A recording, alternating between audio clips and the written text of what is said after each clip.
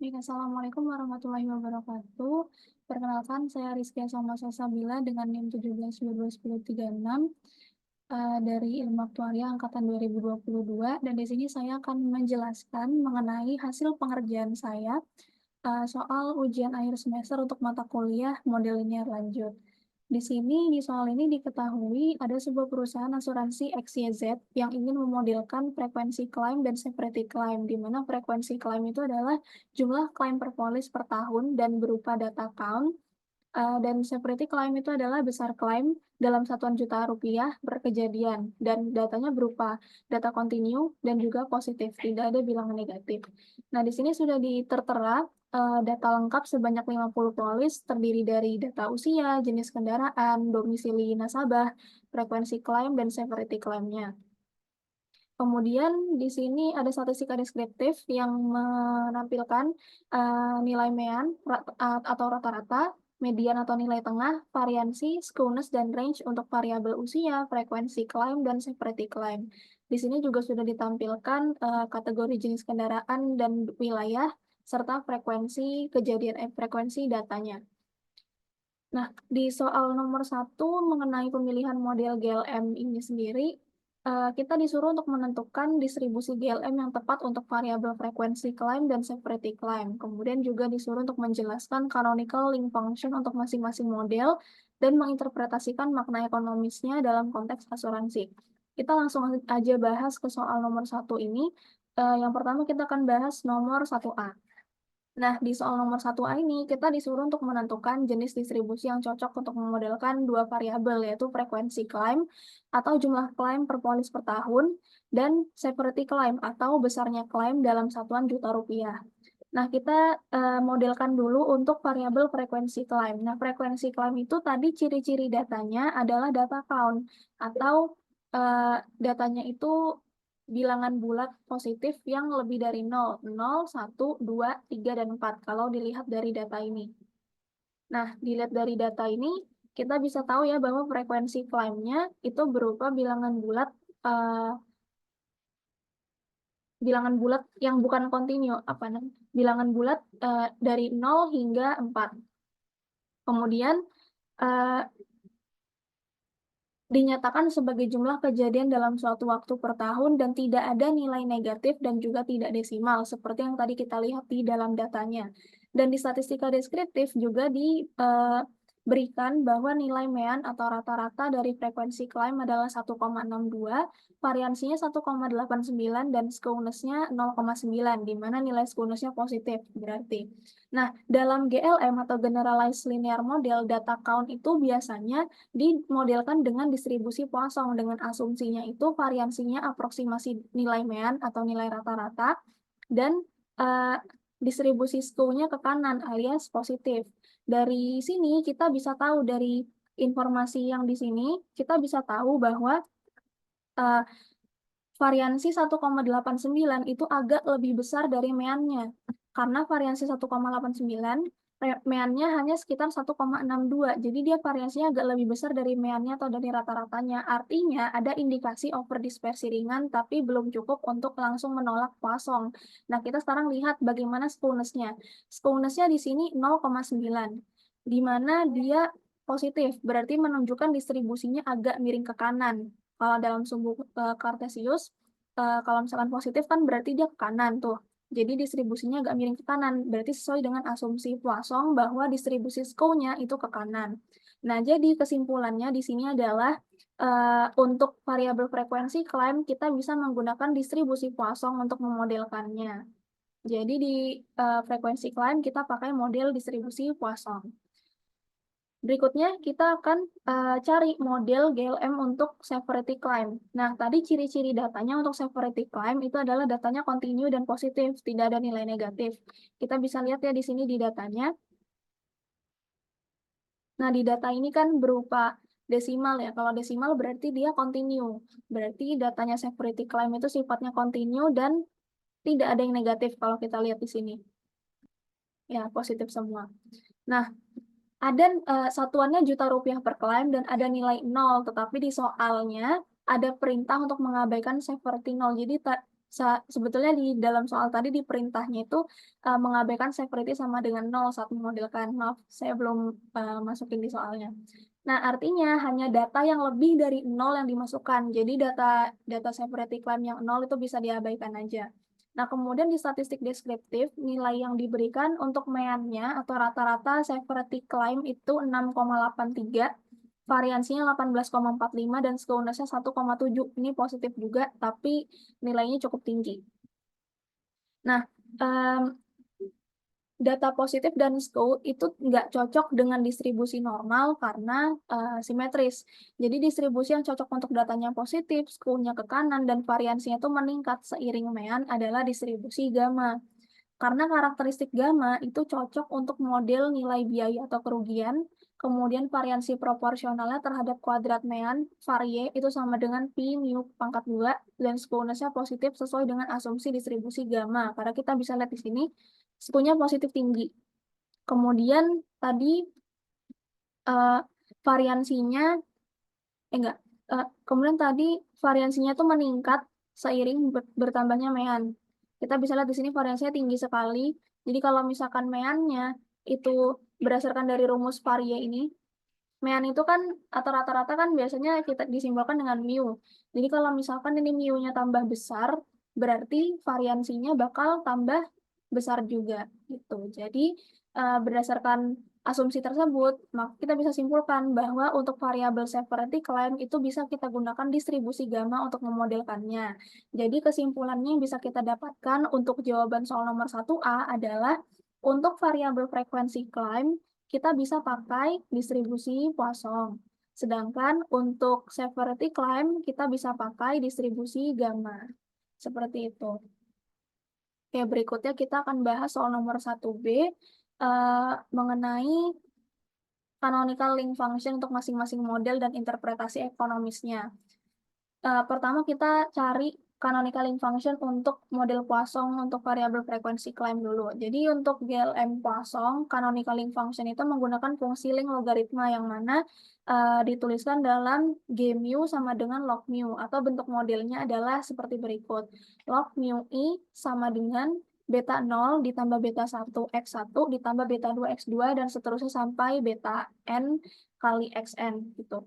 Nah, interpretasi ekonomisnya adalah di mana mu I ini adalah rata-rata frekuensi klaim atau jumlah klaim per tahunnya. Kemudian koefisiennya yaitu beta ini, beta menyatakan pengaruh log linear terhadap rata-rata jumlah klaim. Misalnya kalau misalkan diketahui koefisien usia itu adalah 0,05, maka setiap tambahan 1 tahun usia frekuensi, klaim itu naik sekitar 5,1%. Jadi kita bisa lihat di sini, eksponen pangkat 0,05 sama dengan aproksimasi 1,051. Nah, ini model Poisson itu cocok dalam bisnis asuransi karena frekuensi kejadian yang itu bisa tergantung faktor resiko seperti usia, jenis kendaraan, dan lain-lain. Kemudian berikutnya untuk canonical link function model gamma untuk severity claim. Jadi untuk model gamma itu canonical linknya sama dengan inverse. Jadi kita bisa tuliskan G mu sama dengan super mu. Tapi kalau dalam praktik bisnis supaya mudah diinterpretasi biasanya digunakan log link. Tulisannya G mu sama dengan log mu. Jadi modelnya juga hampir sama ya. Jadi modelnya sama seperti model Poisson. Log mu I sama dengan beta 0 ditambah beta 1 X1 ditambah beta 2 X2 hingga ke N. Jadi beta N XN. Nah, interpretasi ekonomisnya untuk mu I itu adalah rata-rata nilai klaim atau besar klaim per kejadian dan koefisiennya di mana nih beta. Tapi biasanya kalau misalkan model Poisson sudah pakai beta, biasanya untuk membedakan gitu ya model gamma bisa diganti dengan alfa atau gamma. Bisa diganti dengan alfa atau gamma. Tapi di sini saya menggunakan beta aja. Nah, koefisiennya itu menunjukkan persentase perubahan nilai klaim akibat perubahan faktor prediktor. Nah, contohnya kalau misalkan diketahui koefisien untuk truk itu adalah 0,2, maka memiliki kendaraan truk itu menyebutkan nilai klaimnya meningkat 22%, di mana bisa dilihat di sini eksponen pangkat 0,2 aproksimasi 1,22. Nah, jadi kesimpulannya pada frekuensi klaim itu faktor resiko menaikkan atau menurunkan jumlah klaimnya secara proporsional, sedangkan pada severity klaim faktor resiko itu mempengaruhi besar klaimnya secara persentase. Berikutnya untuk soal nomor 2 itu mengimplementasi model. Jadi kita akan membangun dua model GLM terpisah, yaitu model Poisson untuk frekuensi klaim dengan prediktor usia, jenis kendaraan, dan wilayah, dan juga membangun model gamma untuk severity claim dengan prediktor yang sama juga usia, jenis kendaraan, dan wilayah. Di mana dan juga yang poin B itu menginterpretasikan koefisien untuk usia pada model frekuensi claim, jenis kendaraan truk pada model severity.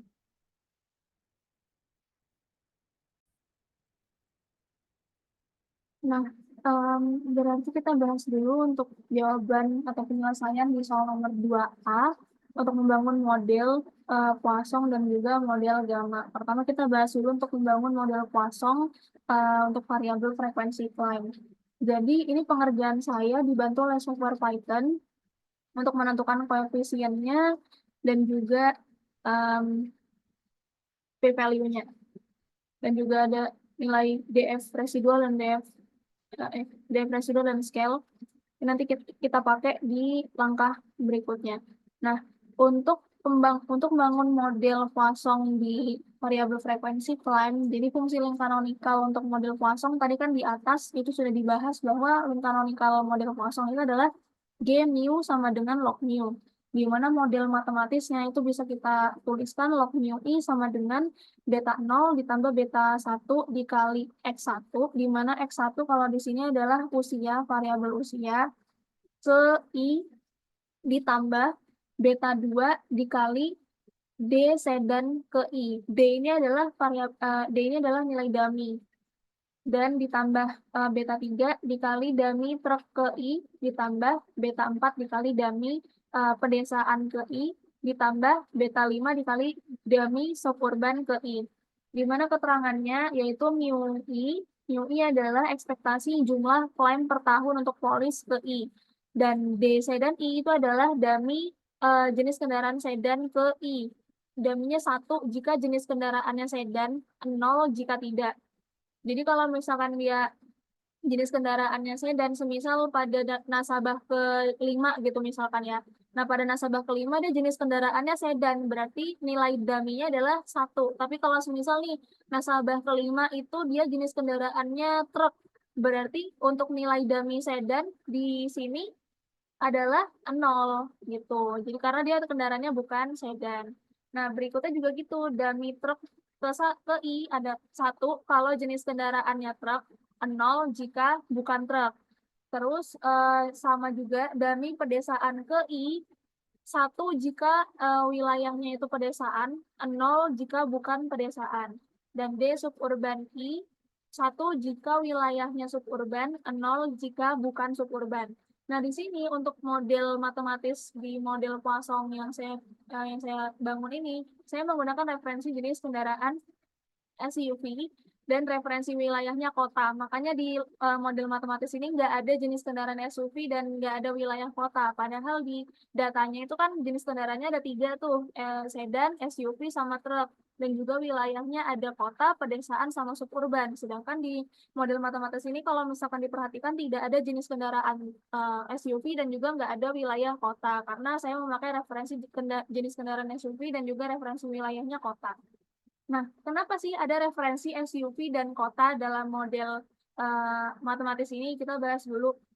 Jadi, di model regresi, variabel kategorikal seperti jenis kendaraan dan wilayah itu harus diubah menjadi bentuk numerik melalui dummy variabel. Karena kan tadi bentuk datanya kan bukan numerik. Jenis kendaraan sedan, SUV, truk itu bukan numerik kan.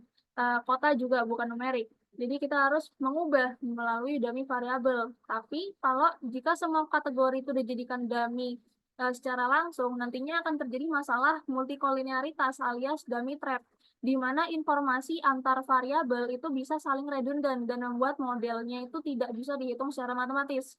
Nah, karena itu kita perlu menghapus satu kategori sebagai referensi. Dalam hal ini saya pakai referensi SUV untuk jenis kendaraan dan kota untuk referensi wilayah. Nah, pemilihan referensi ini tidak dipilih secara manual, tapi dipilih otomatis melalui Python. Jadi saya memakai kode getDummies.firstTrue, di mana dia akan menghapus kategori pertama dalam urutan alfabet dari masing-masing variabel. Jadi tujuannya dalam penggunaan referensi ini supaya setiap koefisien dummy itu bisa diinterpretasikan relatif terhadap kategori referensi dan modelnya itu bisa tetap stabil dan terhindar dari masalah matematis. Jadi seperti itu. Mengapa ada referensi? Nah, berikutnya, itu berarti tadi untuk pembangunan model Poisson untuk frekuensi Climb ini. Nah, berikutnya kita akan membangun model gamma untuk separative climb. Nah, di sini juga sudah ada hasil model gamma, nanti ini akan kita pakai di step selanjutnya untuk menginterpretasikan koefisiennya. Nah, kita akan membangun model gamma untuk separative climb. Tadi kan untuk fungsi canonical link model gamma, kita bisa tahu ya bahwa G mu sama dengan log mu. Di atas tadi sudah dijelaskan di soal sebelumnya bahwa canonical link untuk model gamma adalah G mu sama dengan log mu. Dan model matematisnya adalah log mu sama dengan alpha 0 ditambah alpha 1 dikali variabel usia ke I, ditambah alfa 2 dikali dummy sedan ke I, ditambah alfa 3 dikali dummy truk ke I, ditambah alfa 4 dikali dummy pedesaan ke I, ditambah alfa 5 dikali dummy suburban ke I. Keterangannya sama ya, kayak model matematis yang di model Poisson di atas tadi. Seperti ini. Nah, berarti kan model matematis antara model Poisson dan model gamanya itu sama, gitu ya. Cuman yang membedakan cuman simbolnya aja. Jadi karena tadi di model Poisson sudah pakai beta, jadi supaya beda di sini kita pakai alfa. Gitu. Nah, dengan keterangannya mu I itu adalah ekspektasi besar klaim per kejadian dalam satuan juta rupiah untuk klaim ke I. Dan struktur dummy variabelnya sama seperti model frekuensi klaim. Dan Pi itu adalah parameter dispersi dari distribusi gamma. Seperti itu. Jadi untuk membangun modelnya sudah kita lakukan, berarti model Poisson dan model gamma itu sama gitu. Dengan referensi yang dipakai juga referensi jenis kendaraannya yaitu SUV, dan referensi wilayahnya adalah kota.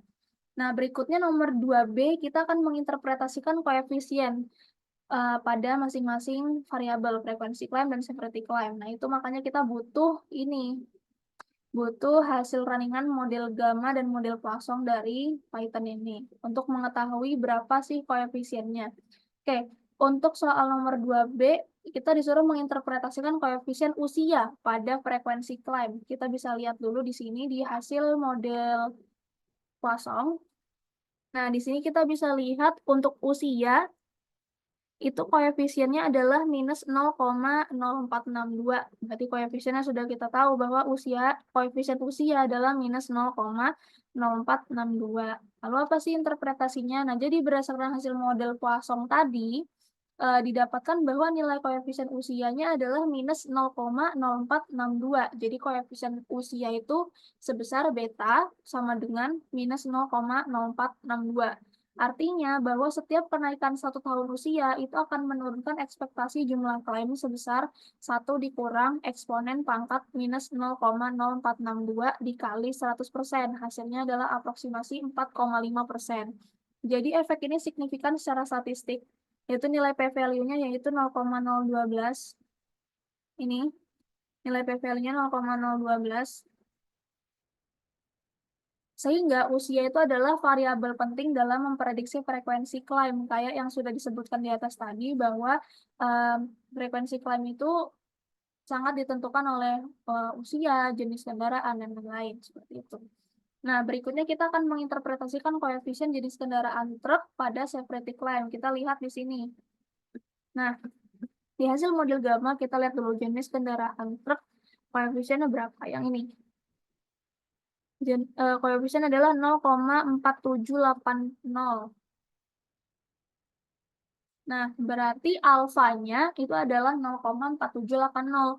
Artinya, kendaraan jenis truk itu memiliki ekspektasi severity climb yang lebih tinggi sebesar eksponen pangkat 0,4780. Hasilnya adalah aproksimasi 1,613. Artinya kenaikannya sekitar, eee, ini 61,3%. Berarti efeknya ini sangat signifikan karena p-value-nya kurang dari 0,001 sehingga jenis kendaraan itu sangat relevan untuk pertimbangan penetapan premi berbasis dengan resiko. Nanti ini akan kita bahas kenapa sih kok bisa, sangat relevan dan sangat penting di soal berikutnya, gitu. Nah, berarti kesimpulannya dari pengerjaan soal ini bahwa untuk tadi yang koefisien usia pada variabel frekuensi climb dan model Poisson, bahwa setiap 1 tahun penambahan usia itu akan menurunkan frekuensi climb sekitar 4,5% dan efek ini signifikan dengan p-value-nya yaitu 0,012. Dan, jenis kendaraan truk pada severity climb dengan model Gamma, truk itu akan menghasilkan climb rata-rata sekitar 61,3% lebih besar dibanding dengan SUV, yaitu referensinya dengan signifikansi yang sangat tinggi, yaitu di bawah p-value-nya di bawah 0,001 gitu. Nah, berikutnya kita soal berikutnya yaitu validasi model. Nah, di validasi model ini kita akan, melakukan uji overdispersi untuk masing-masing model dan melakukan analisis residual versus fitted values dan juga Kiki plot residual untuk masing-masing model, dan juga mengidentifikasi masalah potensial dan menyarankan solusi perbaikan model. Oke, kita coba dulu untuk menjawab soal nomor 3A, kita akan lakukan uji overdispersi terlebih dahulu untuk model Poisson dan Gamma. Nah, di model Poisson, uji overdispersi itu dilakukan dengan menghitung rasio antara Pearson chi-square dibagi dengan DF residual. Nah, itu semuanya sudah ada di sini nilainya, teman-teman. Nah, di sini. Dari hasil model Poisson ini kita bisa dapat nih nilai Pearson chi-square-nya 12,8, ya kan? DF residualnya 44. Nah, dari sini kita bisa cari, dispersinya berapa sih, gitu. Nah, rumus dispersinya tadi adalah Pearson chi-square dibagi dengan DF residual, di mana 12,8 dibagi 44 hasilnya aproksimasi 0,291. Nah, karena nilai dispersinya kurang dari 1, maka kesimpulannya adalah tidak terjadi overdispersi. Bahkan modelnya menunjukkan underdispersion ringan, artinya asumsi Poisson itu relatif terpenuhi dan tidak perlu perbaikan distribusi ke negatif binomial. Jadi aman untuk model Poisson ini. Nah, sementara itu untuk model Gamma gimana dispersinya? Jadi untuk model Gamma bedanya dengan model Poisson. Kalau model Poisson kan pakai rumus ya, mencari dispersinya ada rumusnya. Tapi kalau untuk model Gamma sudah diketahui di sini, di hasil ringan model Gamma ini. Nah, di sini itu sudah diketahui nilai parameter dispersinya ditunjukkan oleh scale yang ini. Nah, ini adalah nilai parameter dispersi Gamma atau simbolnya P. Itu. Nah, dari sini parameter dispersi untuk gamma adalah 0,031254. Artinya, nilainya ini cukup kecil, berarti menunjukkan bahwa varian residualnya itu tergolong rendah dan model gamma itu sesuai untuk data severity climb. Artinya juga tidak ada indikasi overdispersi yang bermasalah. Itu sama seperti model Poisson. Jadi model gamma bisa dianggap aman. Gitu. Nah, terus berikutnya, bagaimana dengan analisis residual versus fitted values-nya untuk model Poisson dan Gamma? Nah, di sini saya sudah melakukan analisis residual dan fitted values untuk model Poisson dan Gamma menggunakan bantuan software Python. Di sini bisa dilihat. Ya, pertama kita akan bahas dulu analisis residual versus fitted values untuk model Poisson. Dan di sini kita bisa lihat grafik ini. Nah, berdasarkan grafik ini kita bisa lihat bahwa model regresi Poisson menunjukkan adanya pola sistematis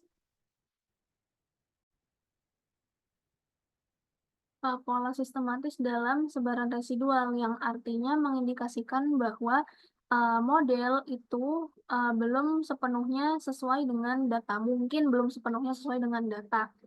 Bisa dilihat di sini bahwa residualnya itu tidak tersebar secara acak kayak di sekitar garis 0 di garis titik-titik merah ini, melainkan dia akan membentuk pola lengkung, agak lengkung gini, agak melengkung. Terutama pada nilai fitted yang rendah dan menengah. Nilai fitted yang rendah sekitar 0,5, yang ini hingga 1. Berarti sama ya.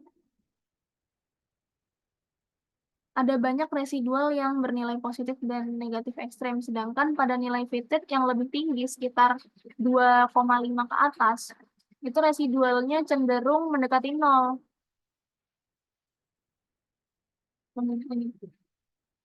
Yang 2,5 ke atas berarti ke sini. Dia cenderung mendekati 0. Dari sini ke sini.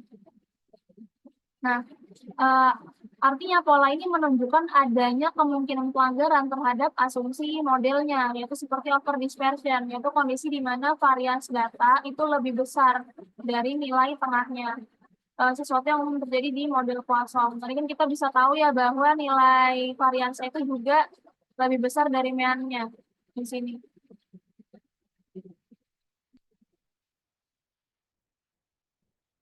Di sini. Nah, kita bisa lihat juga nih di sini varians itu lebih, kan ini frekuensi klaim kan distribusi Poisson. Nah, kita bisa lihat bahwa variansnya itu juga lebih besar dari meannya. Nah, itu sebetulnya umum sih di model Poisson. Nah, selain itu juga sebaran residualnya yang nggak konstan juga menandakan potensi masalah heteroskedastisitas di sini.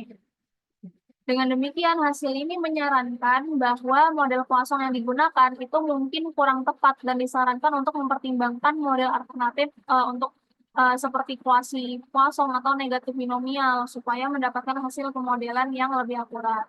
Seperti itu. Nah, berikutnya kita akan bahas hasil analisis residual versus fitted values untuk model gamma, untuk berarti yang severity claim tadi. Nah, di plot ini kita bisa lihat bahwa plot residual versus fitted untuk model regresi gamma ini menunjukkan sebaran residual deviansi terhadap nilai prediksi atau fitted values itu secara umum titik-titik residualnya tampak tersebar cukup merata ya di sekitar garis nolnya. Jadi ini tersebar cukup merata daripada yang model Poisson tadi. Kan model Poissonnya ada polanya nih, polanya rada-rada melengkung gitu ya. Nah, tapi kalau yang model gamma dia tersebar di dekat garis 0. Nih. Nah, ini mengindikasikan bahwa model gamma ini tidak menunjukkan pola sistematis yang mencolok dalam kesalahan prediksi, sehingga secara visual model ini memiliki fit yang cukup baik terhadap datanya. Tapi meskipun sebaran residualnya itu relatif simetris dan tidak membentuk pola melengkung seperti pada model Poisson sebelumnya, ada sedikit pengelompokan residual berdasarkan nilai fitted. Misalnya kisaran pada angka 5 dan 6 nih, dia kayak terkelompok gitu di sini, kayak tercluster gitu, dan juga 11 sama 12 sini. Gitu. Nah, hal ini bisa mencerminkan adanya karakteristik data tertentu, seperti heterogenitas antar kelompok yang belum sepenuhnya ditangkap oleh model gamanya. Nah, secara keseluruhan, model gamma ini tampaknya memberikan hasil yang lebih stabil dibandingkan model Poisson, dengan residual yang lebih kecil dan distribusi kesalahannya juga tidak menunjukkan pelanggaran asumsi yang jelas. Tapi meskipun demikian, tetap disarankan sih untuk melakukan uji diagnostik tambahan seperti uji goodness of fit atau pemeriksaan distribusi residual supaya memastikan apakah modelnya memang benar-benar cocok secara menyeluruh. Seperti itu. Berarti kesimpulannya tadi untuk analisis residual dan fitted values untuk model Poisson itu belum cocok untuk modelnya karena sebaran residualnya masih membentuk pola, jadinya tidak tersebar di dekat garis 0, jadi belum terlalu cocok untuk modelnya. Sedangkan untuk model gamma itu sudah dinilai cukup cocok untuk modelnya karena sebaran residualnya sudah cukup baik seperti ini, mendekati atau tersebar di sekitar garis 0. Seperti itu. Nah, Berikutnya adalah Kiki plot residual untuk model Poisson dan gamma. Jadi ini kita bahas dulu untuk Kiki plot residual di model Poisson. Nah, di Kiki plot ini, Kiki plot ini sebetulnya digunakan untuk mengevaluasi apakah residual ini mengikuti distribusi normal yang merupakan asumsi penting dalam menilai kecocokan model dan validitas inferensi statistik. Jadi kalau misalkan kita lihat di Kiki plot model Poisson ini, ditunjukkan bahwa residual ini tidak sepenuhnya mengikuti distribusi normal. Karena bisa kita lihat di sini ada penyimpangan titik-titik terhadap garis referensi merah. Jadi pada bagian bawah di sini di left tail, itu beberapa titiknya ada yang di bawah garis ini sama ini. Sementara di bagian tengah itu ada pola yang relatif datar, yang ini. Dan juga mengindikasikan kurangnya variasi residual di area tersebut. Selain itu juga di bagian atas yang right tail, itu titik-titiknya juga mulai menyimpang di garisnya, yang ini. Jadi memperkuat indikasi bahwa distribusi residualnya itu tidak simetris dan juga tidak sesuai dengan distribusi normal. Jadi pola penyimpangan ini juga mengisyaratkan adanya ketidaksesuaian model serta kemungkinan pelanggaran terhadap asumsi distribusi residual. Nah, ini konsisten ya dengan temuan dari plot residual versus fitted di model Poisson sebelumnya, bahwa model Poisson yang digunakan itu mungkin belum optimal. Jadi, bisa dilakukan pemodelan ulang seperti menggunakan pendekatan alternatif seperti model quasi-Poisson atau negatif binomial yang bisa dipertimbangkan kalau apabila terutama kalau misalkan datanya memang menunjukkan gejala overdispersi. Seperti itu. Nah, berikutnya ini adalah Kiki plot residual untuk model gamma. Nah, untuk Kiki plot model gamma ini, kita bisa lihat secara eksplisit, dia gambarnya atau persebaran datanya juga jauh lebih bagus ya daripada Kiki plot untuk yang model Poisson tadi. Nah, kita bisa lihat bahwa di sini sebagian besar titik residualnya itu mengikuti garis referensi merah. Jadi sudah berada di sekitar garis referensi merah, tidak ada penyimpangan yang terlalu signifikan gitu. Artinya, ini mengindikasikan bahwa distribusi residual model gamma ini relatif mendekati distribusi normal, yang artinya tanda bahwa model ini memiliki kecocokan yang baik terhadap datanya.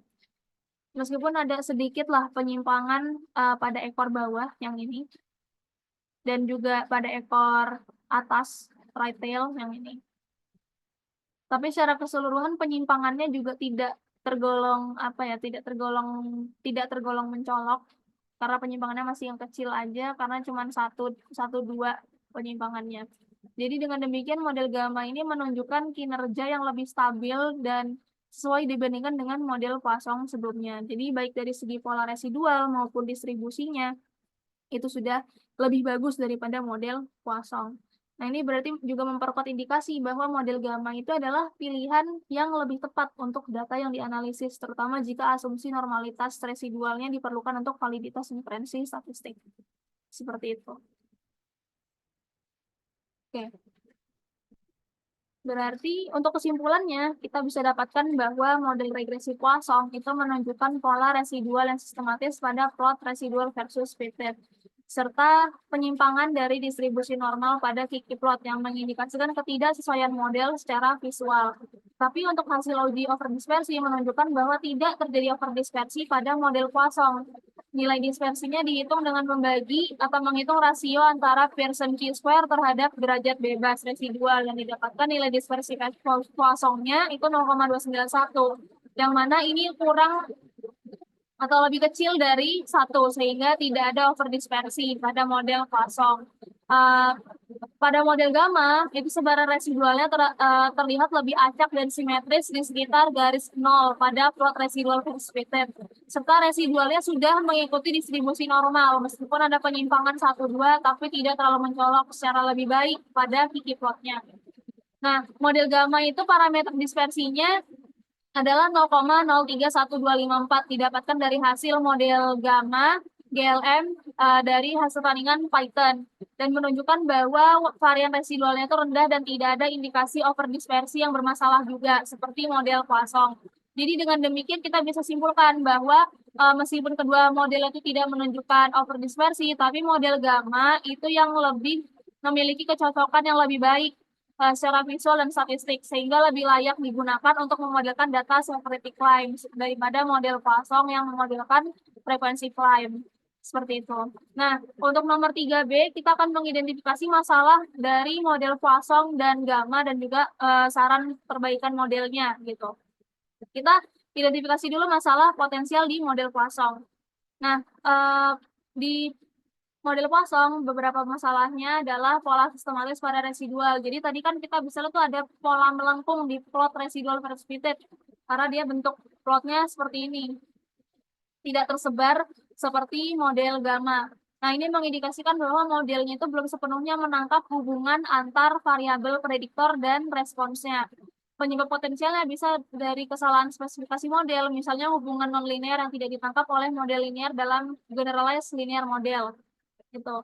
Dan ada juga penyimpangan pada Kiki plot. Jadi kita bisa lihat tadi ya kalau misalkan di Kiki plot, dia penyimpangannya sangat-sangat menyimpang. Jadi di sini, terus tadi agak mendatar, kemudian di atas juga begini.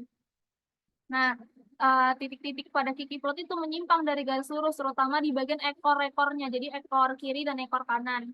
Hal ini menunjukkan bahwa distribusi residualnya tidak mengikuti distribusi normal yang bisa mempengaruhi validitas inferensi statistiknya. Kemudian di model Poisson juga ada underdispersi, ada kecurigaan underdispersi. Jadi nilai dispersinya sebesar 0,291, yang mana itu kurang dari 1, itu menunjukkan underdispersi ringan.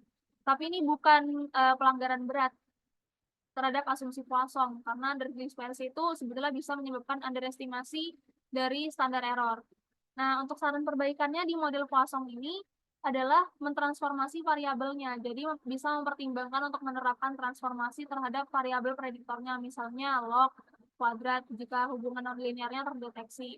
Dan juga menambahkan interaksi atau efek nonlinear seperti gunakan spline atau polinomial tema untuk menangkap pola hubungan yang tidak linear. Dan juga mencoba model alternatif seperti kalau misalkan pola sistematisnya tetap muncul tapi sudah diperbaiki, bisa mempertimbangkan menggunakan model dengan link function lain atau distribusi alternatif seperti quasi Poisson ataupun negatif binomial untuk supaya tidak terjadi overdispersi. Kemudian kita mengidentifikasi masalah potensial di model gamma. Nah, di model gamma tadi masalahnya yaitu penyimpangan ringan di Kiki plot. Jadi tadi kan sebetulnya di Kiki plot itu sudah bagus, cuman ada penyimpangan sedikit seperti ini dan seperti ini. Cuman untuk residual yang lainnya juga sudah tersebar dengan sangat baik. Itu jadi kesalahan di model gamma hanya penyimpangan ringan di Kiki plotnya.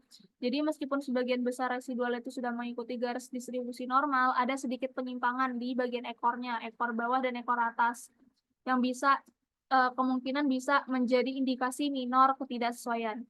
Dan juga nilai dispersinya juga sangat kecil, yaitu 0,031254. Nah, ini menunjukkan variansi residualnya itu sangat kecil. Jadi meskipun ini menandakan modelnya cocok, ada kemungkinan modelnya itu terlalu optimis atau overfitting ringan, terutama kalau modelnya terlalu kompleks. Jadi saran perbaikannya untuk model gamma adalah memvalidasi modelnya, bisa melakukan cross validation atau validasi silang untuk memastikan bahwa performa modelnya itu tidak hanya baik di data pelatihan, tapi juga pada data tes atau data ujinya. Kemudian memeriksa kompleksitas model dengan memastikan jumlah prediktor dan struktur model itu tidak terlalu kompleks untuk ukuran data yang tersedia. Dan mempertimbangkan transformasi respons, kalau misalkan residual yang menunjukkan pola, maka bisa diuji apakah transformasi terhadap variabel respons, misalnya log severity itu bisa meningkatkan kesesuaian. Jadi kesimpulannya di poin nomor 3B ini adalah meskipun model gamma ini memberikan hasil yang lebih baik dibandingkan model Poisson, tapi masih ada indikasi kecil penyimpangan dan potensi overfitting. Oleh karena itu, evaluasi lanjutan dengan validasi model serta eksplorasi transformasi atau alternatif struktur model itu perlu atau bisa dilakukan untuk meningkatkan akurasi dan keandalan prediksinya. Baik, berikutnya soal yang terakhir adalah aplikasi bisnis. Jadi di sini kita akan menghitung premi dasar untuk nasabah, ada 2 nasabah. Nasabah pertama usianya 25 tahun, jenis kendaraan yang dia punya adalah truk, dan wilayah domisili nasabah tersebut adalah di kota. Kemudian nasabah ini kita sebut aja ini nasabah pertama adalah nasabah A, dan nasabah kedua adalah nasabah B. Nasabah B usianya 40 tahun, jenis kendaraannya SUV, dan wilayahnya adalah suburban. Dengan menggunakan formula premi sama dengan frekuensi prediksi dikali severity prediksi dikali 1,3. Kemudian yang B disuruh memberikan rekomendasi strategi pricing berdasarkan temuan model. Nah, berarti kita akan coba dulu kerjakan yang soal 4A ini. Nah, dari soal 4A ini kan kita sudah dikasih rekomendasi formula, yaitu menggunakan frekuensi prediksi dan juga severity prediksi. Berarti kita harus mencari dua komponen ini dulu sebelum menghitung premi dasarnya. Nah, ini bisa saya menggunakan bantuan software Python juga untuk menghasilkan frekuensi prediksi dan severity prediksi. Jadi, setelah saya masukkan ke dalam codingannya informasi mengenai usia, jenis kendaraan, dan wilayahnya, didapatkan hasil prediksi frekuensi dan severity-nya adalah sekian. Jadi frekuensi prediksi untuk nasabah A sekitar 4,849 dan severity-nya 11,218. Sedangkan frekuensi prediksi untuk nasabah usia 40 tahun itu 1,034 dan severity-nya adalah 7,018 gitu. Nah, kita bisa langsung aja masukkan ke rumusnya. Jadi, kita hitung dulu untuk nasabah A. Jadi, diketahui untuk frekuensi prediksi untuk nasabah A tadi kan 4,848828. Dan severity prediksinya adalah 11,217656. Nah, kita bisa langsung masukkan ke rumus preminya tadi. Jadi, rumus premi yang diberikan adalah frekuensi prediksi dikali severity prediksi dikali 1,3. Kita masukkan semua angkanya, 4,848828 sebagai frekuensi prediksi dikali 11,217656 sebagai severity prediksi dikali 1,3. Hasilnya adalah 70,710236 atau sekitar 70,71 juta rupiah. Gitu. Jadi untuk premi nasabah A kita bisa dapatkan hasilnya adalah 70,71 juta rupiah. Berikutnya untuk nasabah B. Nah, di nasabah B ini diketahui frekuensi prediksinya adalah 1,034010 dan severity prediksinya adalah 7,017682. Bisa dimasukkan aja ke rumusnya. 1,034010 dikali 7,017682 dikali 1,3. Hasilnya adalah 9,43 juta rupiah. Jadi untuk premi nasabah B itu adalah sekitar 9,43 juta rupiah. Nah, kesimpulannya tadi kita bisa dapatkan bahwa nasabah berusia 25 tahun dengan jenis kendaraan truk dan tinggal di wilayah kota, dia punya premi dasarnya sebesar 70,71 juta rupiah. Sedangkan nasabah yang usianya 40 tahun, jenis kendaraannya adalah SUV, dan tinggal di wilayah suburban, dia punya premi dasar sebesar 9,43 juta rupiah. Nah, hal ini menunjukkan bahwa usia yang lebih muda, jenis kendaraan, truk, serta lokasi di wilayah kota itu cenderung dikaitkan dengan resiko yang lebih tinggi, sehingga menghasilkan premi yang lebih besar juga dibandingkan dengan nasabah yang lebih tua dan menggunakan kendaraan SUV di wilayah suburban. Nah, berikutnya kita akan membahas hasil prediksi itu. Nah, ini sangat berkorelasi dengan soal-soal sebelumnya, yaitu kenapa usia dan jenis kendaraan itu sangat berpengaruh pada frekuensi klaim. Gitu. Nah, tadi di hasil prediksi itu kita ditunjukkan bahwa profil nasabah dengan usia muda, dalam hal ini 25 tahun ya, nasabah yang A itu, dia punya kendaraannya truk, jenis kendaraannya truk, dan domisilinya di wilayah kota. Jadi dikenai premi dasarnya jauh lebih tinggi, yaitu 70,71 juta. Dibandingkan dengan nasabah yang usianya lebih tua, yaitu 40 tahun. Jenis kendaraan yang dipunya adalah SUV dan dia tinggalnya di suburban. Dia punya premi dasarnya cuma 9,43 juta. Nah, ini selisihnya sangat-sangat tinggi ya antara nasabah A dan nasabah B. Nah, dari sini kita bisa tahu bahwa variabel usia, jenis kendaraan, dan lokasi domisili itu adalah faktor penting yang mempengaruhi tingkat risiko dan dapat dijadikan dasar untuk menyusun strategi penetapan harga premi yang lebih tepat dan adil. Jadi, kita bisa pakai implementasi risk-based pricing. Jadi kita akan menerapkan sistem premi berbasis resiko atau risk-based pricing yang mempertimbangkan variabel usia, jenis kendaraan, sama lokasi domisilinya nasabah. Nah, hal ini akan mendorong premi yang lebih adil dan mencerminkan resiko aktual yang dihadapi oleh masing-masing segmen pelanggan.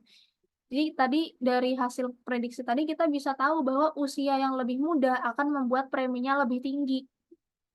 Karena nasabah muda biasanya tuh di bawah 30 tahun, bisa dikenai premi yang lebih tinggi karena data menunjukkan bahwa kelompok, usia muda itu memiliki resiko klaimnya yang lebih besar.